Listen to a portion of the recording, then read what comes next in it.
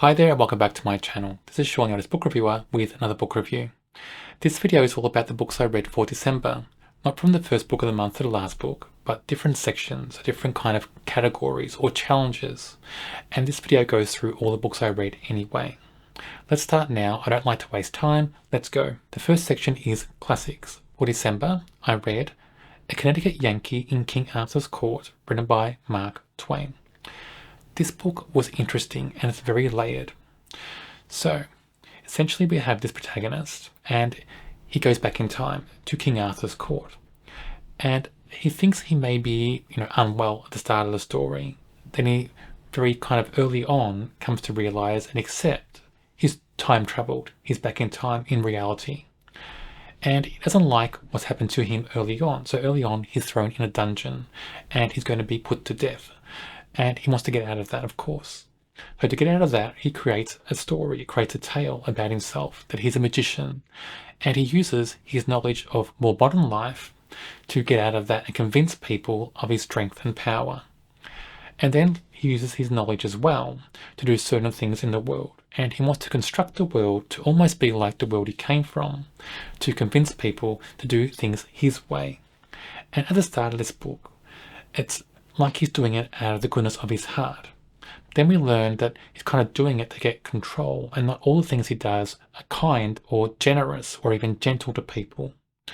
And as part of this story, is kind of like a satire about more modern people, about more modern life.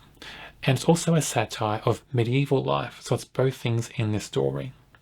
But it's also about the dangers of modernity, about the dangers of power, the dangers of people who want to control things or create things or control people or direct and dictate people. It's about those things as well. And later on, it becomes about the dangers of more power and armies and warfare and battles, all that sort of thing. So there's many things in this story going on that take place around this whole adventure. So the story is an adventure as well about this guy in King Arthur's court going out and doing things that are daring and dangerous and seeing things about the world he's in and interacting with all different people as well, kings and people, serfs and all that kind of thing. So it's about that as well. But overarching that is this whole story about the dangers of modernity, the dangers of someone who wants to be in power and even be like a dictator in certain ways. The biggest issue I have with the book is the pacing. I understand that it could be just part of the time it's written. When this book was written, maybe pacing wasn't that important. It was more about different things in the story, about slowing down for detail in certain moments, for descriptions, and that sort of thing. So it could have been the style of writing at the time. So looking at it at a modern lens, though, the pacing feels a bit off at certain parts of the story. That's my biggest thing about this story. But the story is coherent and well written overall. The characters are good. The messaging is good. The themes are good. This book makes sense. It's quite powerful. It is enjoyable. And I like the satire, the humour. The overarching components in this story are all well done. So overall, it's an enjoyable read. The conclusion, I think, is very well done. And really, there's three conclusions in this story. We have the conclusion of the main story. Then we have a small conclusion, a small snippet from one other character in the book explaining something. Then we have a conclusion as well. The last conclusion is from Mark Twain himself. And in those conclusions, all three of them, we get different things. And when you sum them together, it kind of feels like the book's talking about history, about who controls history, who writes history, or even rewrites history, and why. Are we writing history to fit a narrative, to fit a message? And is that the right thing to do? What's real and what's not? And that feels like what this story is about by the end. And I kind of found that quite intriguing, quite powerful. It is thought-provoking, and it happens anyway in real life. We know that.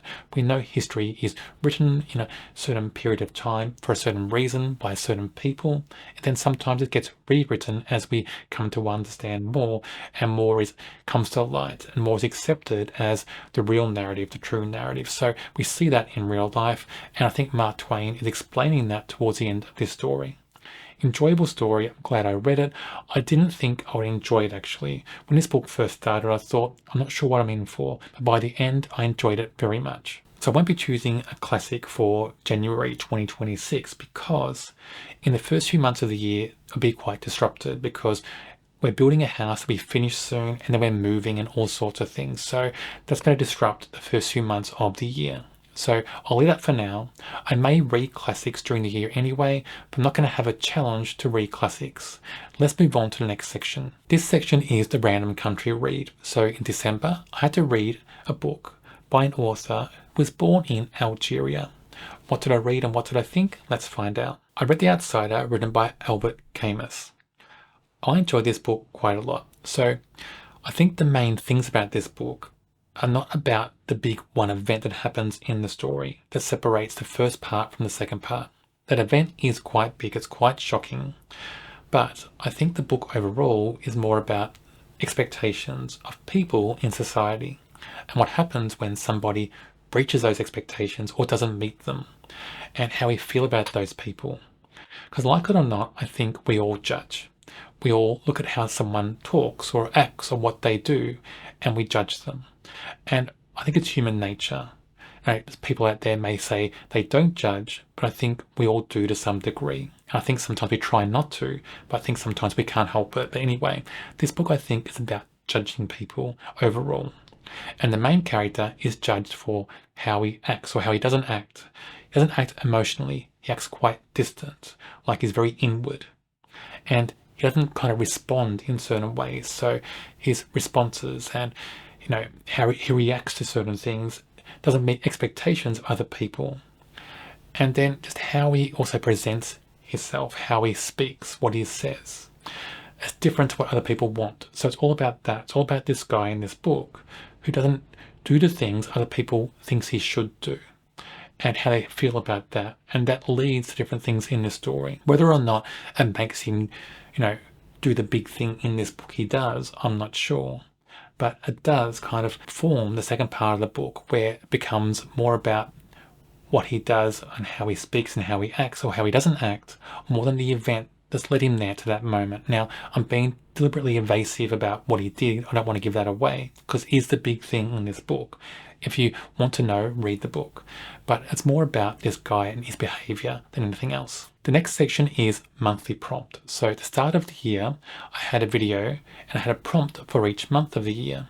Then I had 2 books for each prompt. One is a must read, and one is a read if I have time. Let's remind ourselves of the prompt for December. End the year with a book that feels festive, joyful, or celebratory, whether it's about holidays, food, family gatherings, or achieving personal triumphs. The must read is The 12 Days of Christmas.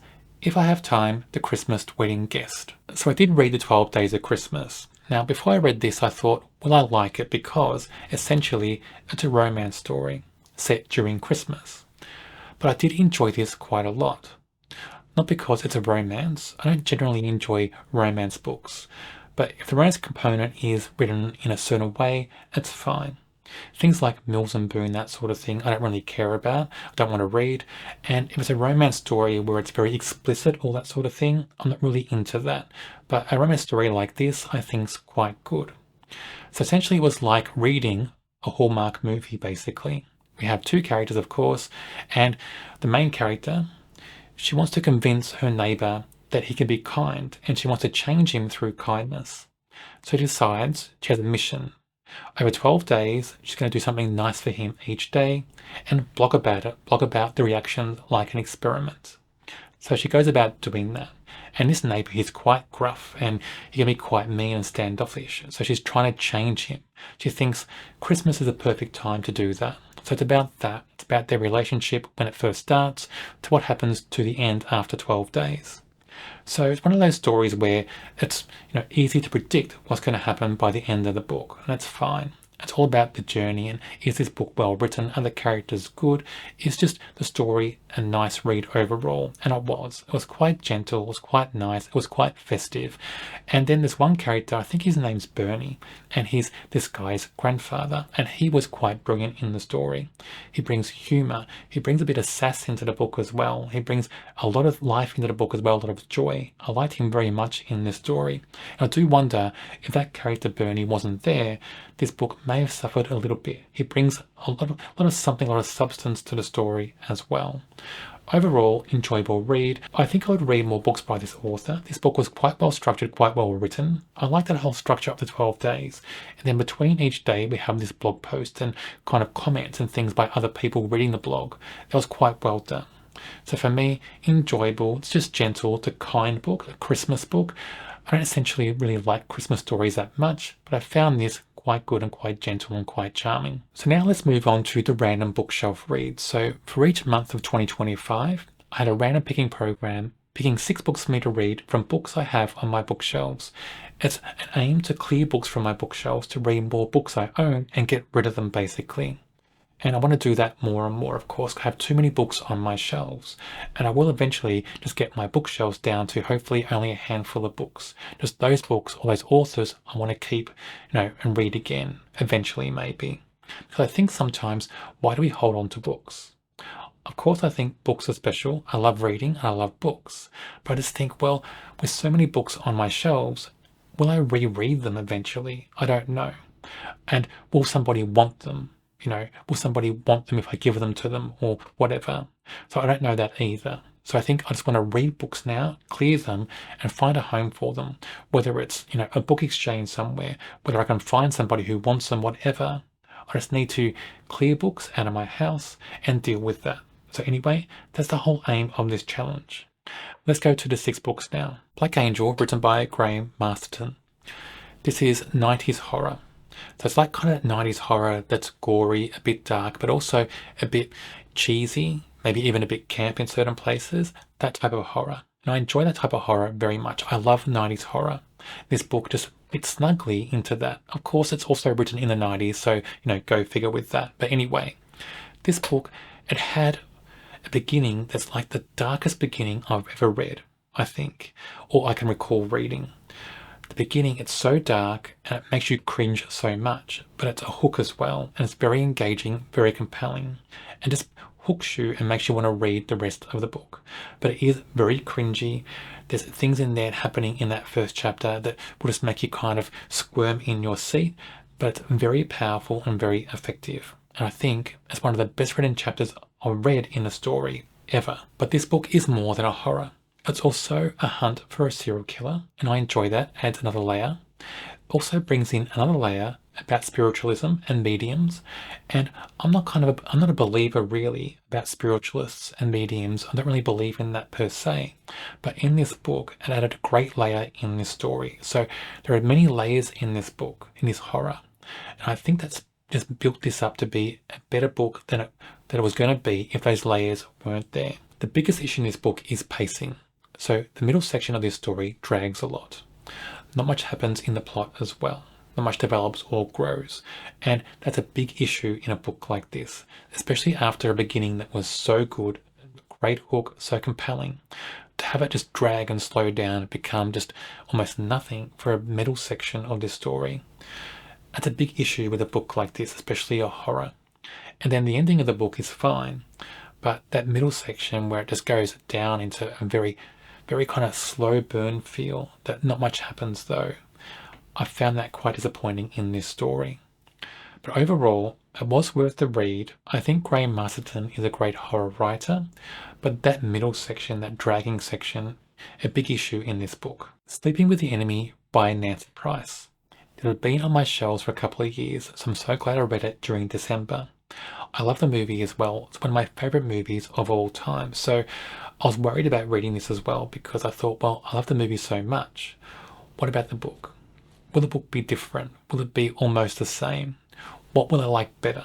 And I've got to say, after reading the book now, I like both, but I like components of both. And I think sometimes the book is better than the movie, and sometimes the movie is better than the book in different stages. What I like about the book with the characters, especially the 2 main characters, Laura and her husband, those 2 characters, they're written in a way that feels so lifelike in the book.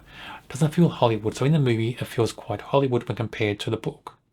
In the book, there's little things about them, little habits, little things they do, little things they say. It makes them feel very real, very lifelike in the story, very human.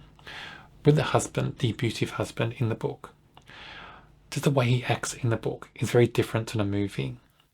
He feels feels in a way like he's always watching. There's just him being there, always watching, always being present in a room or present in the scenes. It feels very sinister and it's very chilling with him there. There's certain parts at the start of the book where Laura, the main character, is somewhere where he's not, the husband's not. But what she does, what she thinks, and what she says is always on her mind. And it's those little things, those little ticks in her behaviour as well, to just make you realise that she's very oppressed and that she's very conscious of what she's saying and what she's doing all the time. And those things at the start of the story especially made for a very powerful read. Ben, so in the movie and in the book as well, we have this character Ben, who becomes a neighbour and a friend and more for Laura as the book progresses. They're different in the books and the movie, and I preferred him in the book. In the book, he's not perfect. He makes mistakes, and those mistakes he makes sometimes drive Laura into more isolation at certain points where she can be vulnerable, where you wonder what's going to happen. And also in the book, there's these cat and mouse things going on sometimes between Laura and her husband, and you think you're on the edge of your seat thinking to yourself, well, will she be discovered at this moment? Those things, I think, just are very chilling in the book as well. So for me, the book overall, a good read, and I enjoyed the book very much. But like I said, I enjoy the movie and the book for different reasons at different moments in time in the story. But overall, very good read, very enjoyable. I recommend it very much. Wingborn, written by Martin Kitten. So this book was written in the 1970s, and I found out apparently that there's this subgenre of thrillers called aviation thrillers, specifically about books written in that time period. I'm sure that aviation thrillers, extends past that time period, past that decade. But apparently about this decade with books like this is they had a very specific way they were written. They weren't written like a normal thriller. They were more written for technical aspects about flying, about aircrafts, all that sort of thing. They were written more about the construct, about where the character is, whether the character is in the Air Force or with an airline or whatever. They're written about that type of thing primarily, more than being a normal thriller, with normal thriller aspects we expect in modern thrillers. Once you understand that, the book makes more sense, and it took me a bit of time to get my mind around that, but I did eventually. And I enjoy certain things about this book more because of understanding that. What I enjoy about this book is with the immersion and the technical aspects of flying. So for me, I'm not really into flying, I'm not into aviation, but I found the technical aspects, the immersiveness of that in this book, very enthralling and kind of very engaging in the book as well. So essentially in this book, what it is about, we have a main character called Kate, and it's about her career, basically, career progression. And in the background, there's some people trying to help her succeed. She's not sure about that, doesn't know anything about that, but they're trying to help her succeed for their own reasons. So it's about that for much of the story. Later on, it shifts. So there's a thriller focus that shifts to something else, which I think is more exciting and more engaging, more daring. And that's a small section of the book, though, towards the end. If the whole book had been like that, this book would have been amazing. But much of the book is just about career progression, about Kate flying different sort of planes, about her viewpoints on flying and life, basically.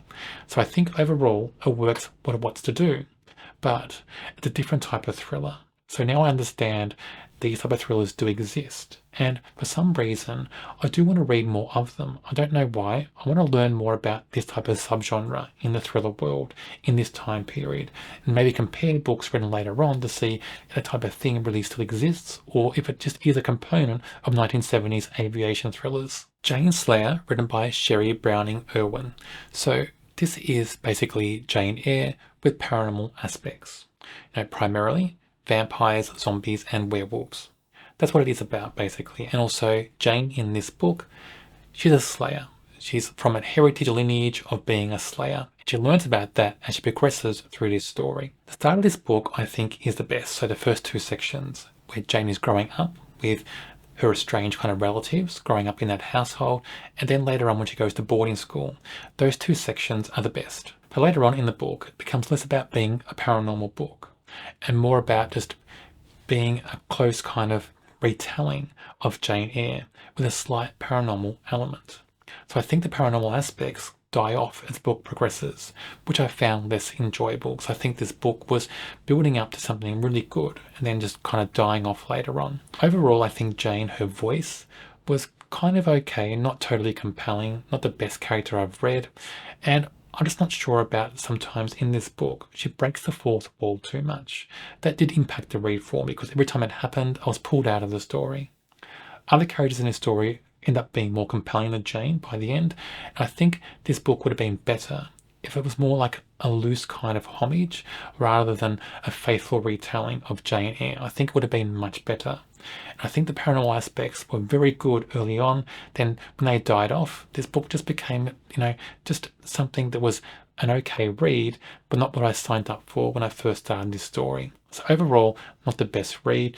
It's still kind of well written and well structured. It's still just a very close retelling of Jane Eyre though, and I wanted something different. Power Play, written by Gavin Esler. I really enjoyed this. It's a political theme book, but it's more about the politics, about the manipulation and things going behind the scenes, more than being your typical political thriller. What I like about this book as well is a protagonist. For most of the book, he's kind of on the edges of power. He's not in the White House. He works for someone different, but he observes things going on. So he's more observational, but he sees things going on. He sees the manipulation. He sees the background stuff going on. He sees people trying to influence certain things. He tries to do things here and there to try to help in a certain way, but he's not really in control. He's more of an observer, more in kind of the background of what's going on in the background, if you will. So I kind of liked that part of this book because it made it feel more grounded. It made it feel like you're watching something happening and you don't have any control over it. Things are happening, but you're trying to kind of catch up and change things in some ways, but really you're there to try to lead things for other people and try to help that, if that makes sense. So for me, that kind of construct with our protagonist doing those kind of things and watching those kind of things made this more exciting in that way. But for the last quarter of this book, something happens. There's a shift. The focus of this book becomes more on the protagonist. He becomes more central, and he's the biggest component in the story. That change, I understand why it's there, but for me, it does ruin the story somewhat because we have other characters up to that point who are bigger, who I think are more important characters in a way, and they're pushed to the side and their storylines end very abruptly. Then our protagonist, he becomes the big thing, the big cheese, if you will, in the story, and I found that very abrupt. And sometimes shifts like that can work, I guess, but in this book, it doesn't work very much at all. But overall, this book is well structured, it is well written, and you can tell the author knows what he's writing about. You can tell he knows about politics and influence and people who manipulate other people. He knows all about that world. And that's brought into this book very well. So it's a very strong book overall. It's that last quarter, I think, a bit of a letdown. Deception Point, written by Dan Brown. This book is like a formula-driven book. Do I care? Not really, because when you read books like this, you expect that. You expect a formula, you expect events that are over the top, you expect cinematic moments, you expect characters to do certain things, act certain ways. When you read a book like this, that's part and parcel of it. It's like a contract with a book. You expect that, you get it, so who cares really? It's part of the genre, so an author's going to give that. Books like this don't have to be life-changing. They don't have to make you think about certain things. They're just there to be enjoyable. They're there to just give you action and excitement and adventure and daring. They're there to just be exciting and be big and loud and wonderful. This book does that. But this book has one big flaw. The lead up to what goes on in the story, those big moments, is far too long.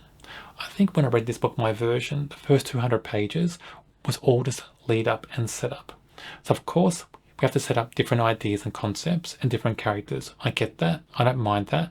Because if you set it up properly, then when you have excitement and adventure and daring, you don't have to have interruptions with setup and characters and descriptions. You don't need that. You have that early on in a story like this. But it goes on for far too long. It could have been shortened. We could have had adventure and daring and excitement earlier on. It would have been far better in a book like this. When exciting things happen, they're big, they're wonderful, they're engaging, they're cinematic, and you can really picture what happens in a book like this. And I thought they were great. But that big lead up, that long setup, let this book down very much indeed. Now on to ARC reads for December. I read 3 ARC reads for the month. Let's find out what they were and what I thought. A Field Guide to Murder, written by Michelle Alcullen. A cozy mystery. The first book in what I expect will be a series. With a cozy mystery, you need a strong mystery and you need strong cozy elements. Those two things are what makes a cozy mystery a cozy mystery. This book has an okay mystery. I mean, the idea of the mystery is very clever, but the overall mystery is not that strong. But the cozy elements are very strong. That's to do with characters and character interactions primarily, and also the community in this book is set in. So the cozy elements are so well done in this story. I just wish the mystery was stronger. Our 2 protagonists in this story are very different. We have Harry, and I think Harry is around retirement age, and he's hurt himself, fallen over and hurt his hip. And Emma is his caregiver, kind of personal, almost living caregiver in a way. And they're very different, of course, but their interactions and how they both work together in this story is wonderful. I like them very much, both of them. And those 2 characters make me want more in this series. I want to read more books with Harry and Emma. The mystery itself starts off quite strong. We're not sure if it is a murder straight away because it just looks like maybe poisoning from a foraging accident. The victim is a forager and maybe picked something and ate something they weren't meant to. So Harry and Emma are trying to prove it wasn't an accident. That's the basis for this investigation. Like I said, very interesting setup, just the mystery itself later on ended up being not that strong. But overall, this book is worthwhile because of the characters and the community in this story. Those cozy elements are brilliant. Belsnickel, written by James Yates. It's a horror that's playing homage to 80s kind of horror, like Friday the 13th and Halloween, those type of movies. But it's also a Christmas horror. And Belsnickel, I understand, is maybe some sort of creature from folklore from Europe somewhere. But anyway, in this book, the concept is there was, a climate event where for the last 3 years or so, we really haven't had a winter in the world on Earth. It's been very warm, very hot all year round. But suddenly, things start cooling off and we're going to have the first winter in the Northern Hemisphere for Christmas. So it is set in Northern Hemisphere. Because we're going to have cold weather, Belsnickel comes back with that cold weather. And he's coming back with a vengeance. He's very sinister, very intelligent, and very lethal. And he wants to punish naughty children everywhere. He has his sights set on 2 families that are going to spend Christmas in the winter in a cabin. That's a setup for this story. This story is very violent, it's very fast-paced, it's very gory. So much happens in this book, but it was a very engaging and enthralling and compelling read. It is a novella, very quick read. I enjoyed it a lot, but if you don't like horror, then you won't enjoy this book because it is very gory, it is very violent, and is very graphic. But if you like horror, I recommend this very much. A Sociopath's Guide to a Successful Marriage, written by M.K. Oliver. Now it kind of feels like that lately we're getting a lot of books kind of like this, where it's got a clever title like this and it's kind of themed like this. We're getting a lot of books kind of like this lately on the market. I'm not sure why, and it feels like this author's catching on to that very cleverly, I think, because this book is getting a lot of attention. I read this book because of the title and description. I thought this book would be engaging and interesting. In some ways it is, but in some ways it's not. Mainly because the protagonist in this book doesn't really feel like a sociopath to me. There's something wrong with the voice, the narrative voice in this book. Something very wrong with how it's presented, how it's executed in a narrative. And for me, it doesn't come across as genuine. I thought it was well written. Technically, the book is very well written. The pacing's good. The character movement is good. So there are great things about this story. Just that thing about the narrative voice not feeling genuine.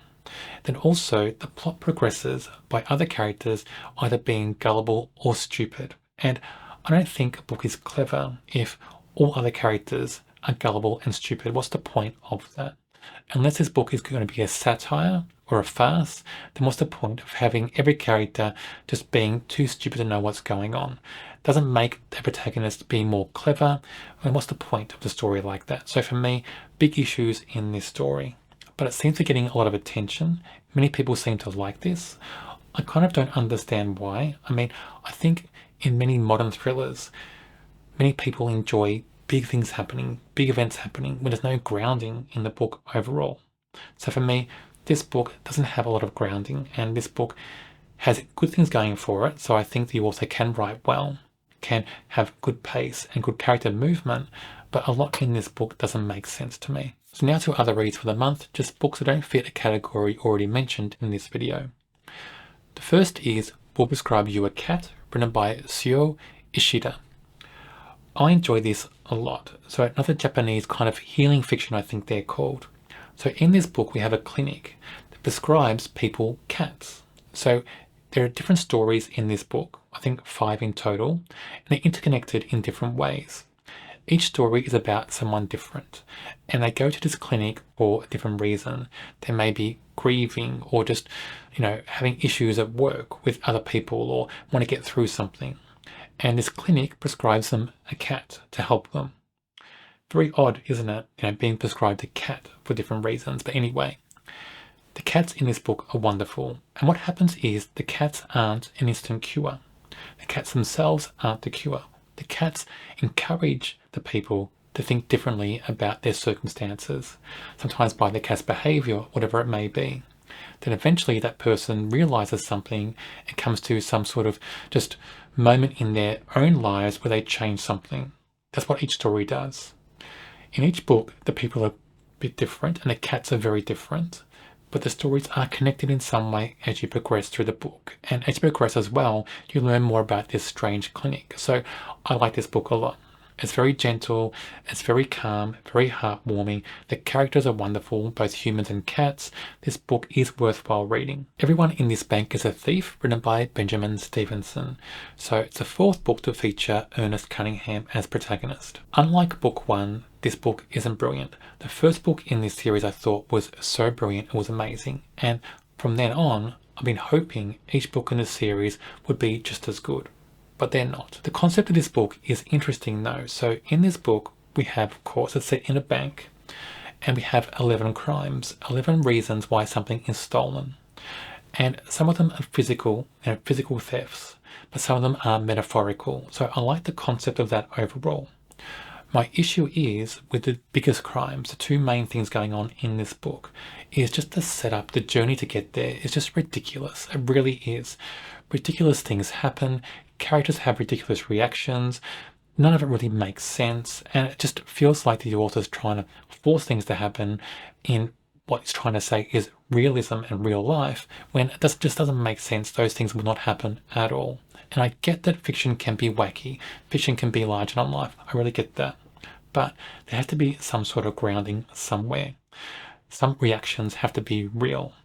What characters do and think and say has to be real. We have to have real life events, realistic events when it's set in the real world. It can't all be wacky and outrageous and just over the top. We need something to make it grounded. And then the ending of this book, the conclusion, was just ridiculous. I just took this book into new levels of being ridiculous. It really did.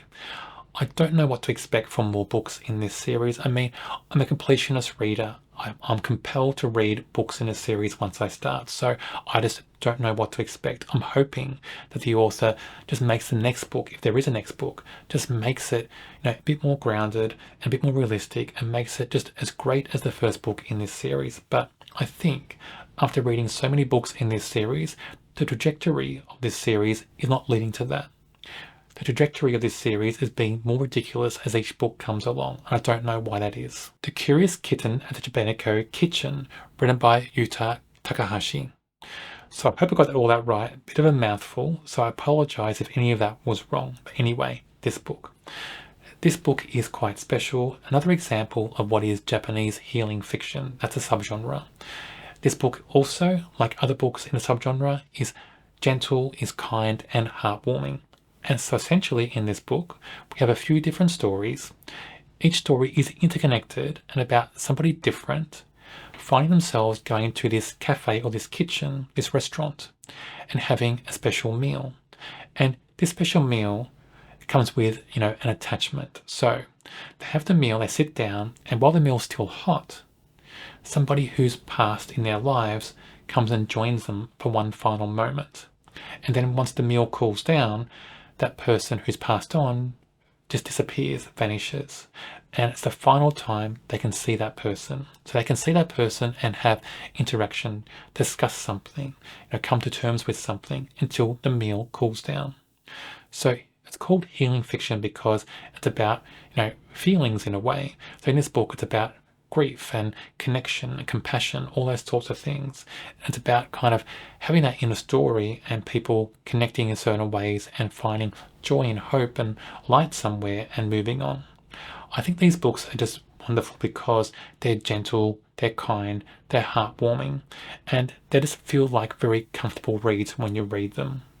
And also in this book, we have a kitten who pops up here and there in the kitchen, the cafe, and he's not there as a big character. He's there as a small component of the story, but I do like books with cats. The Cat Who Saved Books, written by Sosuke Natsukawa. So this book again is Japanese healing fiction, but of a kind of a different kind of aspect of that. It's more fantasy related. In this book, our protagonist is called Rintaro, and his life changes very quickly. His grandfather passes away and he's left alone. His grandfather owned a bookstore, and he's now kind of tasked with selling off all the books and closing down the bookstore because he's being forced to move into with an aunt.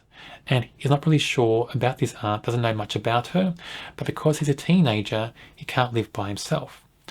But during his time when he first starts kind of trying to close down this bookstore, in walks his cat called Tiger. This cat is sarcastic. The cat talks, so the cat is sarcastic, a bit unkind sometimes, but the cat is so engaging and compelling. And this cat convinces Rintaro to go on a quest. It ends up, this quest has a few challenges, and his challenge basically is convincing somebody to remember the magic and remember the love of books. And Rintaro has to convince each person to love books again, or the quest fails. That's what the book is about primarily, but it's also about friendship, about connection, about found family, because Rintaro finds that other people, other teenagers at his school are friendly, and he finds they have a connection, and they become friends in this story as well. So it's all about those things as well as the book progresses. I enjoyed this a lot. I think this book is the first book in a series, maybe 2 books. I'm not sure if there's more. It takes a while sometimes for books like this to be translated into English, but I do want to read many more books like this. I just find them heartwarming, gentle, and kind. Breaking Dawn by Stephanie Meyer. So the 4th book in the Twilight series. I had to read this to get it from my shelves. I just had to. This book is basically 90%, maybe 95% filler. It really is. This book had one job. This book should have been a good conclusion. It should have been something to make this series worthwhile. It doesn't do that, and it fails at that one job. This book was just so exhausting to read. It's so lengthy. I think it's the longest book in the Twilight series. And this book was just exhausting. It's not difficult to read, really. I mean, the writing's not difficult to read. It flows quite well, but just exhausting because it's all filler. Nothing much happens in this story at all. So if you don't know the story, most people do anyway. So in this book is the book where Edwin and Bella marry, she gets pregnant, has her baby, and not much happens other than that. This book tries to suggest things are going to happen. There's a huge build up to something, and then it just kind of flatlines, becomes nothing. So essentially, this book is all filler without much purpose. I mean, the purpose of this book is to make everything happily ever after for Edward and Bella, give them that fairy tale ending. That's the reason this book exists, I think. That's its sole purpose. It could have been done in a few pages, could have been 200 pages, 300 pages, but this book is very lengthy for no reason. The Perfect Marriage by Geneva Rose. So, this book had a good premise. It was quite interesting. So essentially, this couple, they're married. This guy's having an affair, and his mistress is murdered. And he's a suspect, and he gets charged with her murder. His wife is a defense attorney, criminal defense attorney, and agrees to defend him for whatever reason. That's the premise of this story. That could have been quite compelling. Forget kind of things about ethics and morals in the legal circles. Whether this wife should have been defending her husband who's on trial for murder. Forget all that. If that had been the only thing that this book was trying to make me disbelieve or suspend belief in, then that would have been okay. But there are so many things in this book. So after a good start, a great compelling start that's very engaging, it's a hook and hooked me into the story. After that first section, this book kind of just falls off the rails completely. It becomes a huge mess. And there's so much in this story that begs you to suspend belief for. There's so much. Like I said, if it had been that one thing, that would have been forgivable. But there's too many things in this book that are just ridiculous. So for instance, we have our defense attorney, Sarah. For some reason, she's allowed to go and watch or be included in interviews of suspects by police. In no legal circles would that happen. It just wouldn't happen. And then we have so many scenes where she's allowed to go onto crime scenes and touch things and get evidence and all sorts of stuff. And then so many scenes where the sheriff of this area is hugging her and comforting her all the time. All those things wouldn't happen in real life. They just wouldn't. But they happen so often in this story, and this author's asking you to suspend belief because of that and asking you to forgive that in the book. It's just ridiculous. And it just makes this whole book, this whole premise, just fall apart and become a mess. Maybe with some stretched logic, you give credit to the author for sticking to this story and just going for it no matter what. Maybe credit where credit's due because of that. And in some ways, that hook at the start is quite good. But if the rest of the book had been more grounded, more realistic, this book would have been so much better. But there's so much in this book that is just ridiculous. It really is. But then to cap off the reading month and the reading year, I had to go and read The Perfect Divorce, written by Geneva Rose, so the second book in this series. Now, this book is a bit better than book one. The writing is a bit better. It's a little bit more grounded in reality, but not much more. But there are still things in this book that are ridiculous, primarily around character reactions and actions. And also, the big thing about this book, the big plot point, the big hook, is a copy of book one. So in this book, the main character, Sarah, she's remarried, but now her second husband has a fling, and that woman he has a fling with vanishes. So he's a suspect in that disappearance, because they think maybe she's dead. So again, it's just like book one. I mean, why repeat book one in book two? Other parts of this book are a bit different. So in this book, Sarah doesn't agree to defend him. They're more combatants in this story. But there are things in this book that are just really ridiculous. There is progression from book one. So there is kind of like a through line through this series as well. I won't go into what that is. Not in this video. You can read it and find out. But that through line doesn't make sense. So that's okay. But there are certain parts of this book that just the author wants you to believe that our protagonist Sarah is so clever, like a genius, and knows everything that's going on around her at all times. There are certain moments where it goes like, surprise, she's doing something, and you think, oh wow, that was, why would you do that? How did you know that? And then the book's trying to make you believe she unpacks certain things that we're never shown, we never know about, but she just did it just because. So it's like one of those books where the protagonist knows things just because, and we're asked to believe that, just to accept that. I mean, there's no basis for realism in this story, and those few moments were just ridiculous. They really were. They were just ridiculous. If you don't believe me, go and read these books. There you have all the books I read for December. As always, let me know if you read any of these books and your thoughts on them. And also, let me know what were your favourite books you read during December, because I'll add them to my TBR. On my channel, I read books of all different genres. Check out my channel and subscribe. On the screen now is a link to another video for a book I'm sure you'll enjoy.